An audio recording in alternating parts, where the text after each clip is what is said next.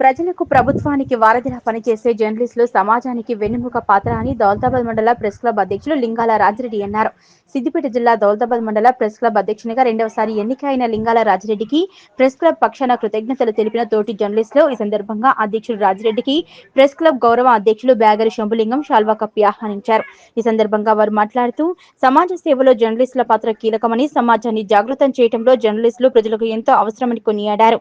ఈ కార్యక్రమంలో ఉపాధ్యక్షులు అబ్బగోని భాస్కర్ గౌడ్, ప్రధాన కార్యదర్శి పంచమి గణేష్, కోశాధికారి ముదురుకొల్ల యాదగిరి, సభ్యులు కుమార్ బాబు, పోతుగంటి దుర్గారెడ్డి, తుమ్మల లాలు తదితరులు పాల్గొన్నారు. ప్రెస్ క్లబ్ అధ్యక్షుడిగా మరోసారి ఎన్నుకున్నందుకు మా మిత్రులకు శుభాభివందనాలు. ఏంటంటే మండల ప్రజలకు కానీ మా ప్రెస్ క్లబ్ మిత్రులకు కానీ అందరికీ న్యాయపరంగా న్యాయం చేస్తానని నేను మనస్ఫూర్తిగా తెలియజేస్తున్నాను. ఈ అవకాశం నాకు మరోసారి ఇచ్చినందుకు మా మిత్రులకు అందరికీ శుభాభివందనాలు తెలుపుతున్నాను. శుభదినం.